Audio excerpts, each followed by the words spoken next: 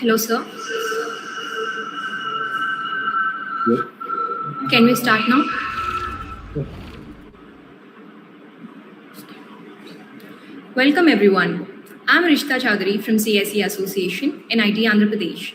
Today, I'm more than grateful to invite you all to this insightful session. For those watching us through YouTube Live, if you got any questions, you can drop them in the live chat window and we'll be taking them at the end of this session. And I also ensure that you will be benefited with great insights by the end of this session. It's my absolute pleasure to introduce our speaker, Mr. Adib Hasan, who will be sharing his experiences and journey with MIT. Let me give you all a brief intro about him. Adib Hasan has completed his bachelor's in mathematics and computing from MIT. He was a former intern at Facebook, a data science intern at Quantco, and was also a machine learning student researcher at MIT. He's currently leading his career as a quant engineer at F&FE. He also published a research paper named Graphets. He's also an award-winning professional who have bagged bronze medals in International Mathematics Olympiad for 3 consecutive years. He's the youngest bronze medalist in IMO in the history of Bangladesh, and the record is still unbroken. It's our absolute honor to have you here, sir. We are pleased to invite you here. Now, I would like to hand over this session to you. Hi, Konaki. Thank you very much for inviting me. And also thanks for the intro. I'm also very happy to be here, and I would love to answer any of the questions that you have, or if those who are watching it on YouTube, if you have any questions, I would also love to answer.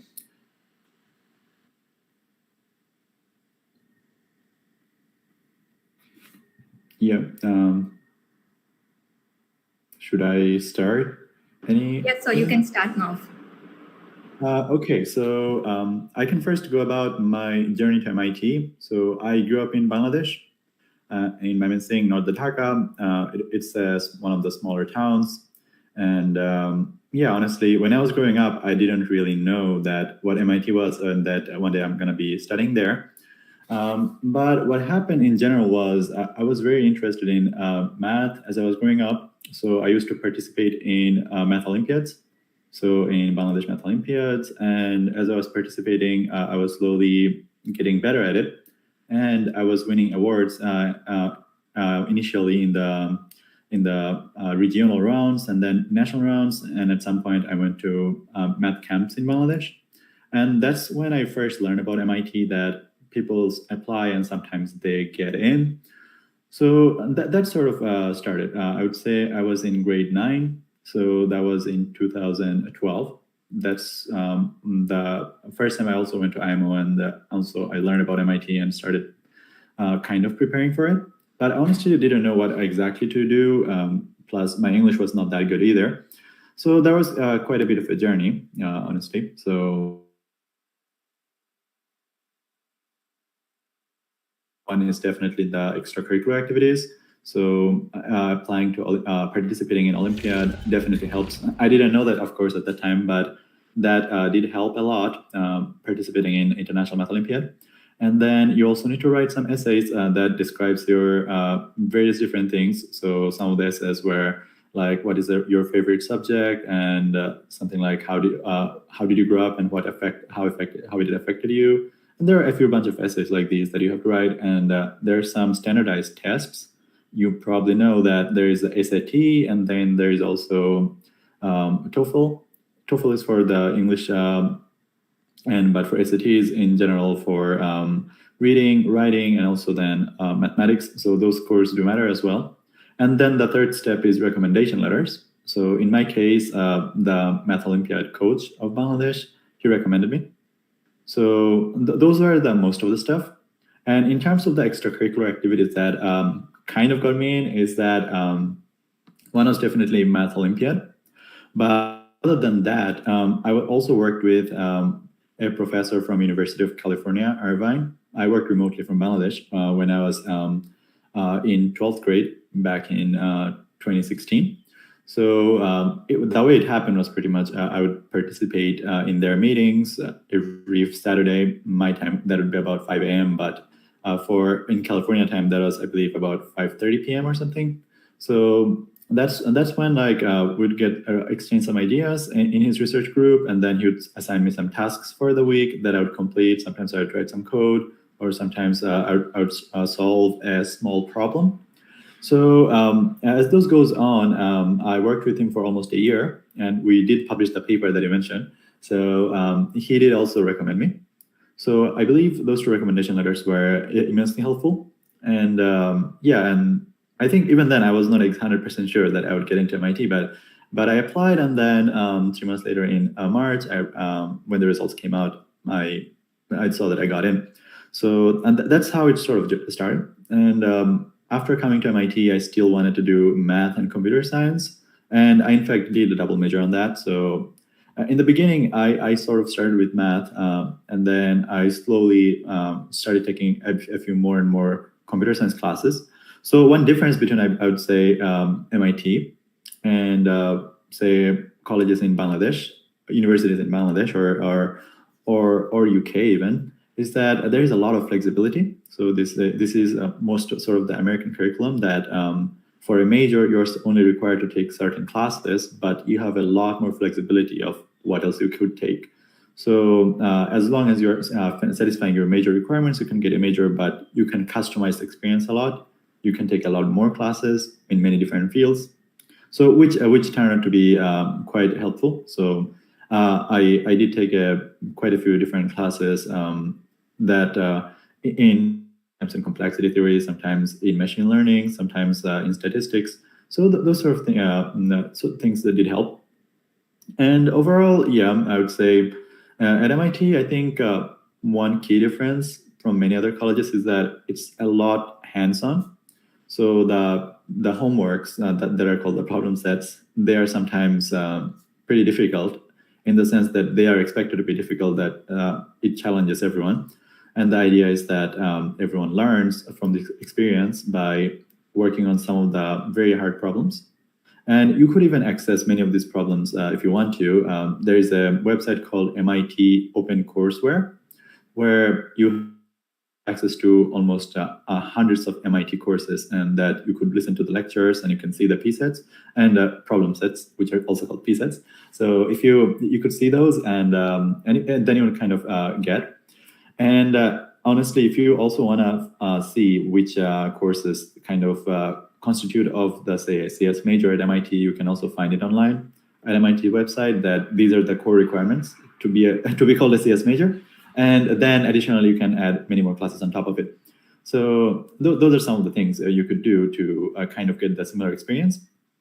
And yeah, so that was sort of my goal. And even when I was graduating, I was not 100% sure that I'm going to be, whether I want to go to grad school or go to the industry. So I wanted sort of an experience in both. And I did not apply to a PhD program because a PhD program is more like a 5 and if you don't like it, then you cannot really quit halfway.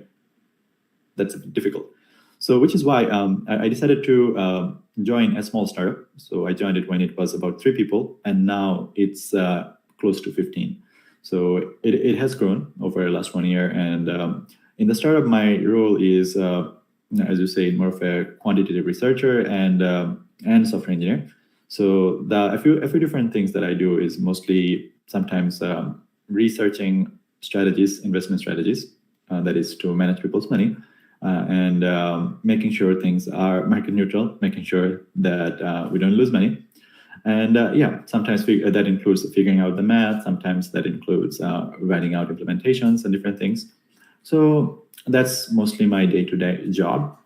And in general, I would say my job path might have been a bit different, because many times people from MIT might go to different big companies like Facebook, although they are down quite a bit these days. But then there was also Google and Amazon and other companies.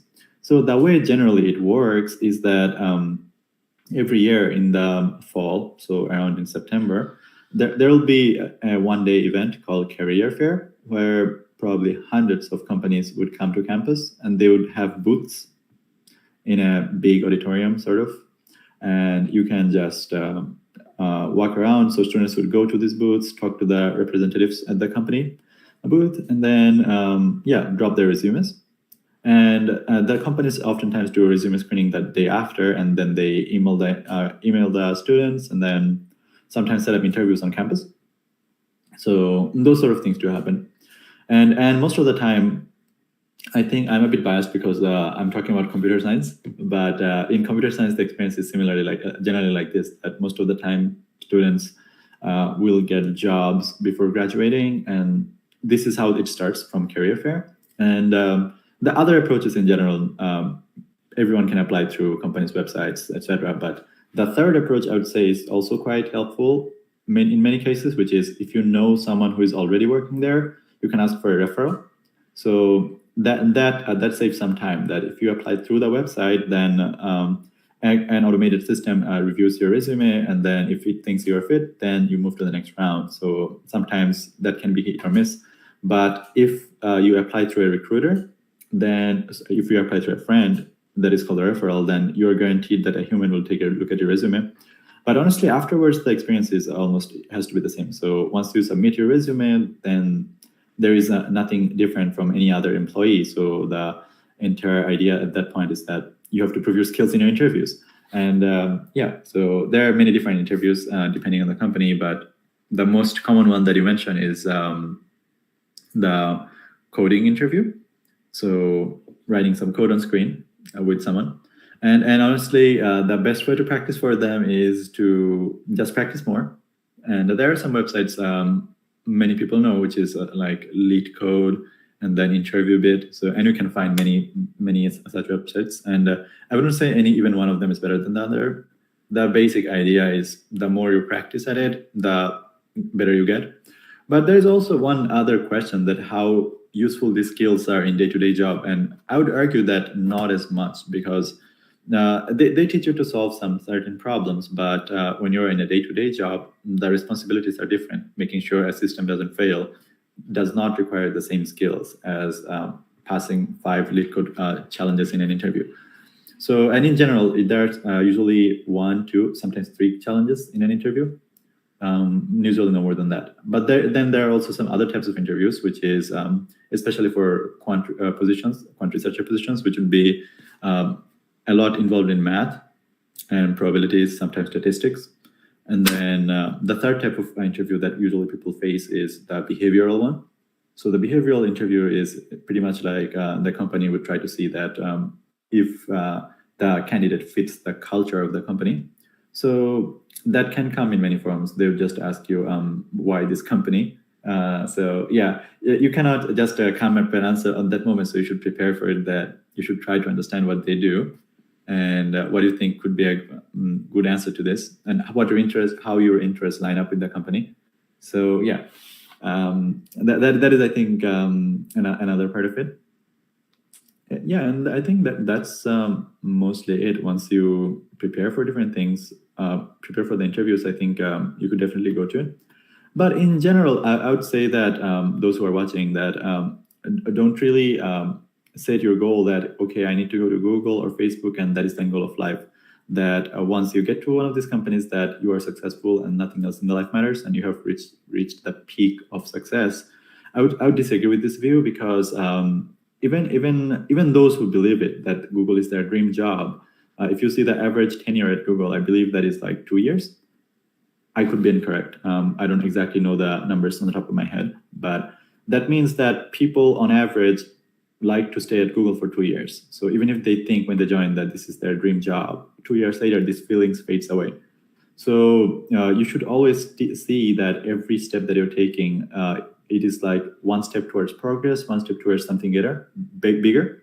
So if you say apply to Google and get in, then you should always see this as a stepping stone. So you should learn some skills, how things operate, and then try to do something even better. And what is the next goal? I don't really know. You have to set it for yourself, that which direction you want to go to, but never think that, okay, I got into Google and I should just stop improving myself and I should just be complacent at the current job. So I think that is not a good way to outlook of life. And in general, I think success, if you say it, a lot of the times it comes down to sometimes luck,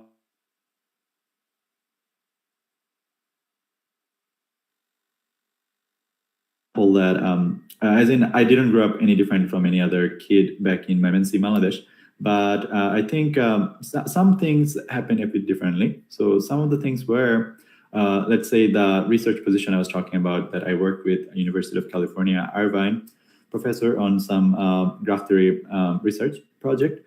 But he didn't contact me or anything. But the way I found out about him was that I think there was one day I was browsing Quora and I read one of the answers and I liked the answer. So I was just looking up the author, that what he does. And then I found out his website. So that was the professor. And then I saw that he is looking for students and to work with him remotely. So that was an opportunity that I found. So I just applied immediately. And then he sent me another coding challenge that which I had to do and document things. And then it kind of started.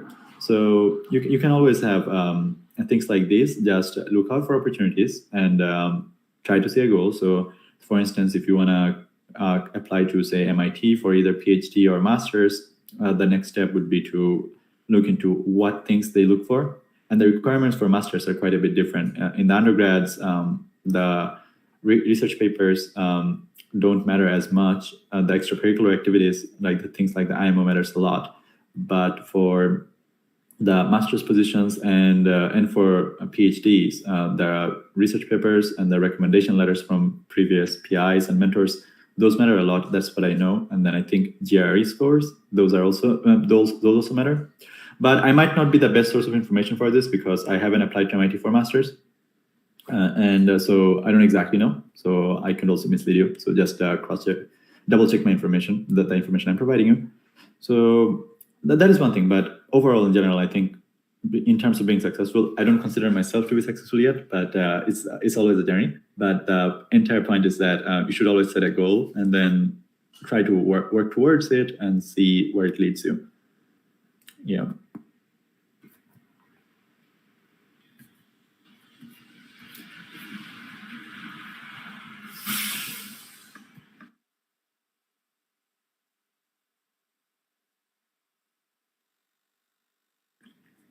Yeah, so Kanaki, do you have any other questions that I can answer or anything else would you like to know? So if the audience have any questions, you can post them in the live chat window and we'll be answering them now.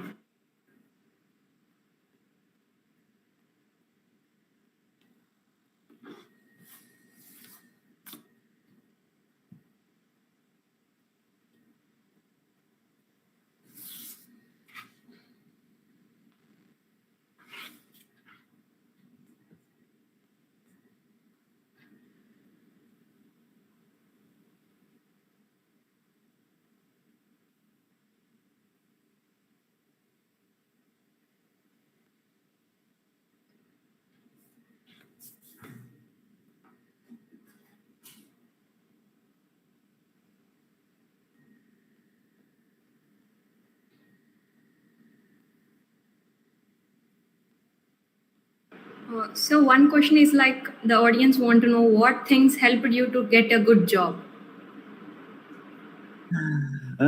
Prayers. I don't know. So I think your skills definitely matter. So there are two steps to it, in my opinion. One is the skills that you need for the interviews, and the skills that you need at the job. And two things I would not say are they don't have much correlation to each other.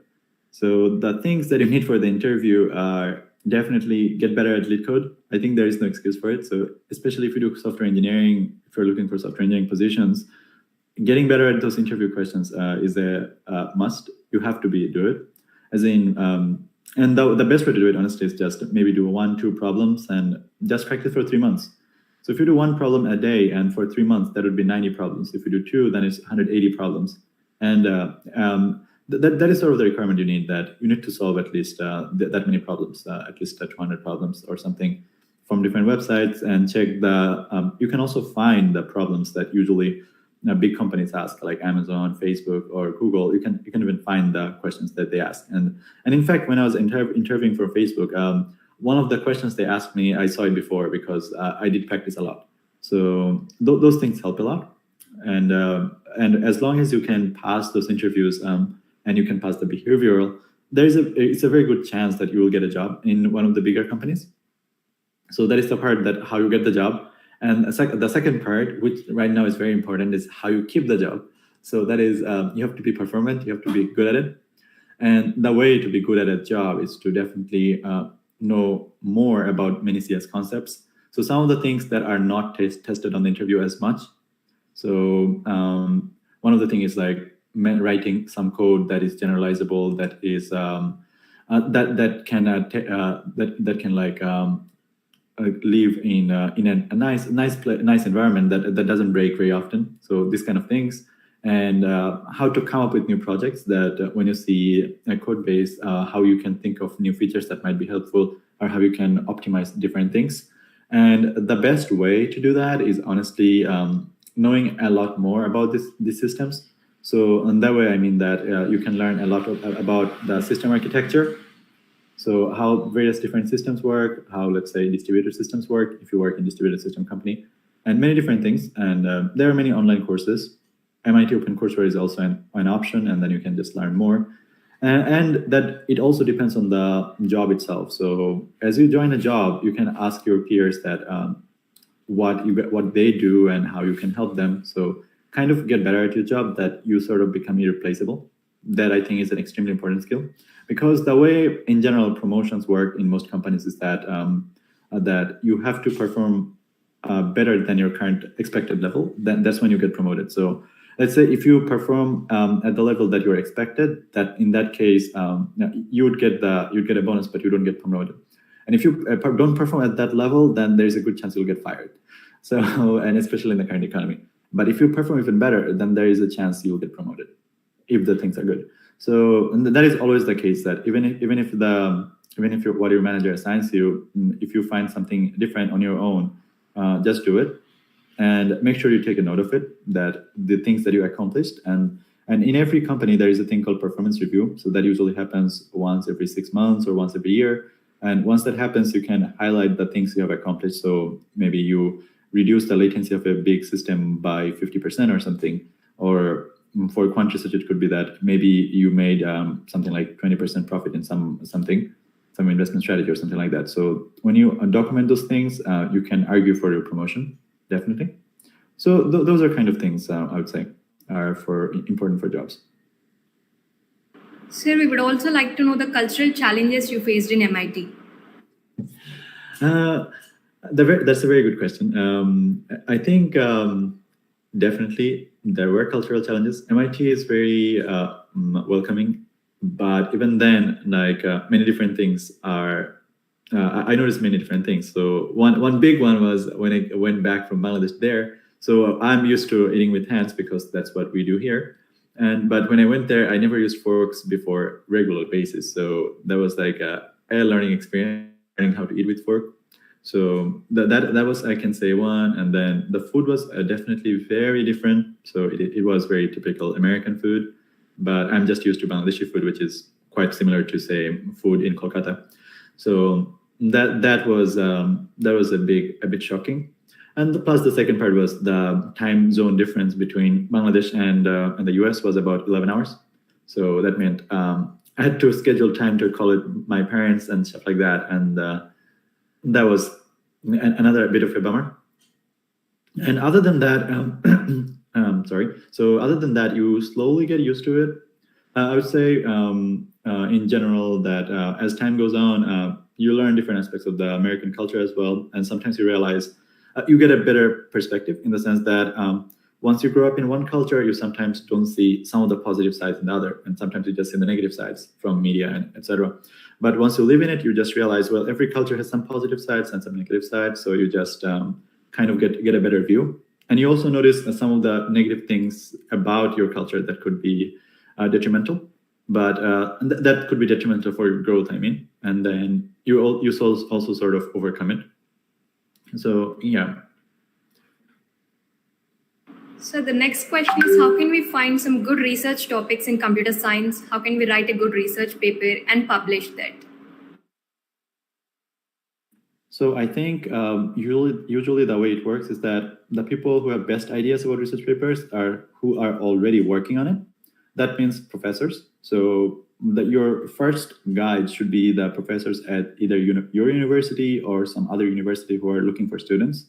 So you should just find a field that you're interested in, then read some papers, see the authors, and then find their websites if they have any, and check if they are looking for students to work with them. And if they are looking for students, in that case, just email them that you're interested in this topic and you read their papers and you liked it. So then if they have any ongoing project that you can work in. So that is sort of the initial way. And I would say some professors probably wouldn't reply to you because they get a lot of emails, but just don't get discouraged. Apply to some other professors and keep doing it until you find someone that wants to work with you. So the next question is, how do you transfer money from USA to Bangladesh, and what are the tax reductions? So there's one financial aspect that I didn't talk about, which is the studying in the US is very expensive in general. So this is not just MIT and almost every other college. The tuition is very high, and you can also see the numbers online.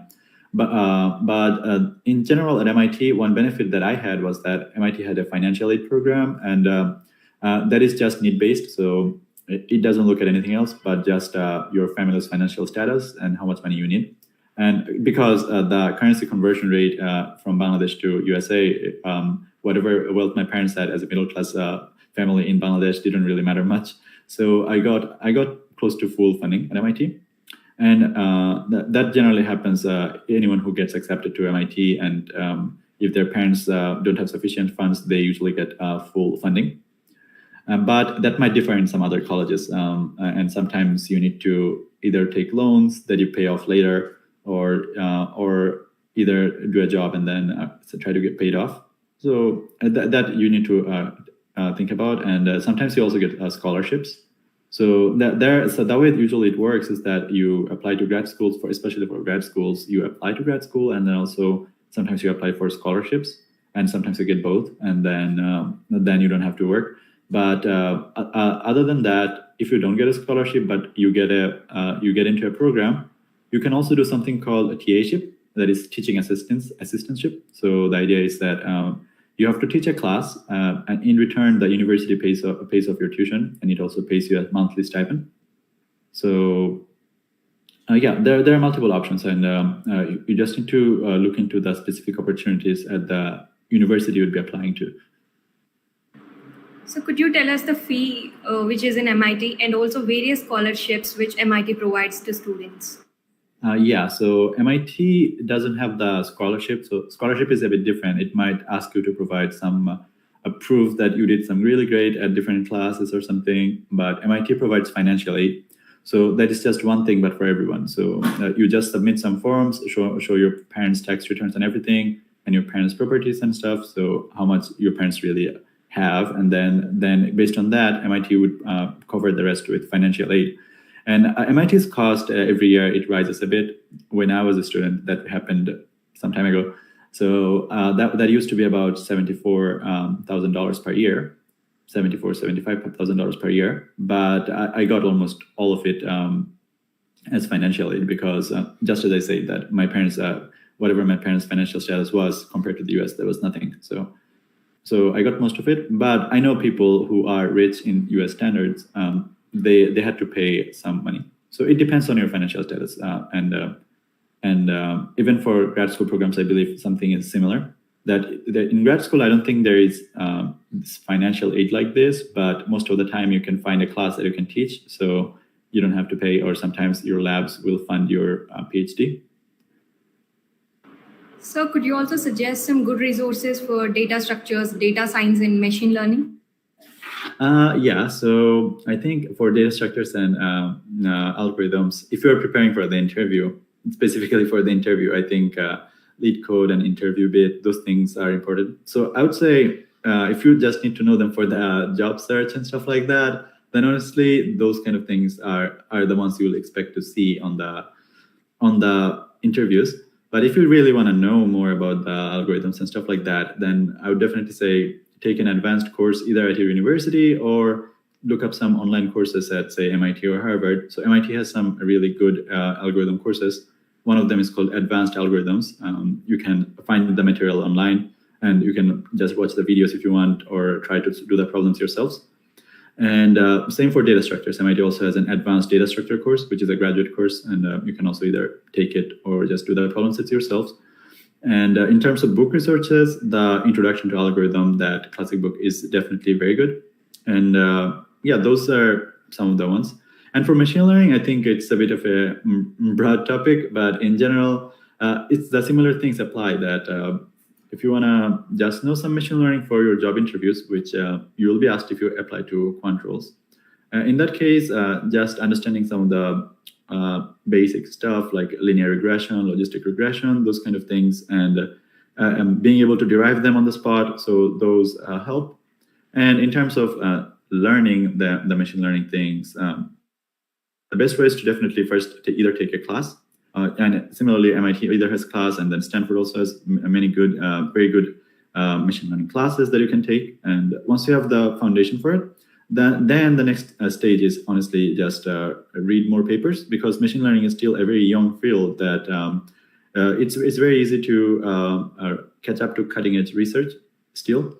So if you start reading papers, you'll be able to just understand how some of the really big and big models work. So for instance, the GPT-3, and then there was another model for protein folding called AlphaFold. So how these models work, and you can either read the papers, and sometimes on YouTube, you'll find also explanations of people visualizing stuff. So if that is helpful for you, you could also look into those.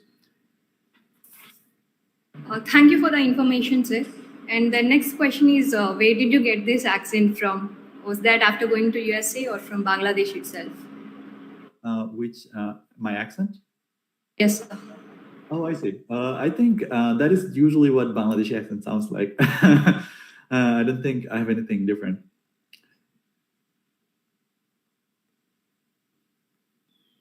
That's great, sir. And also, could you suggest how should we follow MIT courses? Like we are not able to follow them properly. Could you suggest a proper thing so that we can? Yep. So I think MIT has a website called Open Courseware, and you can also find it on YouTube. You should watch the lectures and definitely try some of the problems on the homework. So these are the two components usually at any MIT class: that watch the lectures and then you try the homeworks. Because if you just watch, then 1 week later you're just going to forget the material. It won't like stay in your mind. But once you try some of the homework problems, that material will stay.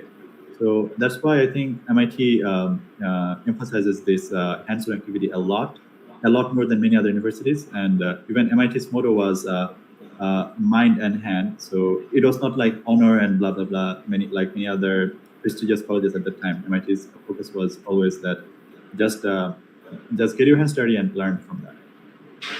That's great, sir. And in your view, which is the best platform to practice coding?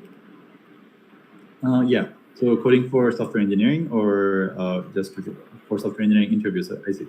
So I would say the two ones that I used. So I'm always going back to those two because those are the only two ones I have used. So LeetCode and InterviewBit. But if you're practicing for, I guess, ACM ICPC, I know that there are some online judges that people use. I know that people use Codeforces, and then I think UVA, and then a few other. So I have never prepared for ACM ICPC. I did Math Olympiads, but I've never done ACM ICPC. So I think they might be a bit different. And I think the rigor in ACM ICPC is a lot more than what you're expected to do in software engineering interviews. So I would say first decide what you want to do. So if you just want a job, then just go for LeetCode and InterviewBit. If you want to get I don't know, if you want to participate in a world final of ACM ICPC, you need to know a lot more. You need to do things a lot better. So that's great, sir. And finally, what would you tell to us so that we succeed in our life? I think that's a very broad question. First of all, how we define success in life to earn a lot of money. So would you consider someone who is like really rich to be successful? So let's say someone like, I don't know, I'm not going to name anyone in particular, but let's say someone who got rich by fossil fuel industry and who emitted a lot of greenhouse gas. And now because of that, the ice caps are melting and things are in such a bad situation right now. So would you consider that person successful? So that is a big question that many people need to answer, that what exactly you're looking for. And I'm not also going against this thing that money doesn't matter, so just to be peaceful in mind and things will be happy. That is also not true, because when someone doesn't have any money, so if you cannot buy food or stuff like that, then you are also not happy. You also have issues that you will die from starvation. So you need a certain amount of money to support yourself, to be able to function, to be able to do things that you want to do. But just being rich, earning billions of dollars, that also doesn't really necessarily mean that you have become successful. So I think defining successful has to be someone's personal definition, that what you want to achieve in life. And the way I can see, and it sometimes changes. And the way I see myself is that I always wanted to help people, even in different things. So the things that I know that I want to share and do. So my one of the sort of the things that I wanted to do was like the things that I learned. I definitely want to give it back to Bangladesh to some degree, as much as I can in different ways. So it doesn't necessarily mean that I have to live in Bangladesh in a village, teach some school kids for the year. That is not going to create some impact. But there are many other ways to do stuff, like you could, so for instance, like coming to a show like this and talking about different experiences so people can learn more, because there's sometimes a lot of misinformation out there, and sometimes when you're trying to apply to different things, you don't really know how to start. So these some of the things that help, and when someone asks me about something math or something CS, I try to help them. And in general, I'm still trying to figure out that what would be a good way to help a lot of people. And in terms of, say, algorithms, what would be an efficient way to make the maximum amount of change in sense. So, yeah. This is a really inspiring session, sir. And as we have reached the end of this session now, on behalf of CSEA NIT AP, I would like to extend a very hearty gratitude to Mr. Adib Hasan for gracing your crucial work and enlightening us with knowledge today. Your thoughts have inspired and motivated us a lot, and I am also sure that your advices will lead a lot of students achieve their future goals. Thank you, audience. Thank you for joining with us. Hope to see you at all our future events. Please follow us on Instagram and subscribe our YouTube channel to not to miss any such events. And lastly, I would also extend my gratitude to all the CSEA members for making this event a grand success. Thank you, sir. Thank you for joining with us. Yeah. Thank you so much for inviting me. Yeah. Thank you so much. Hope we meet for another session.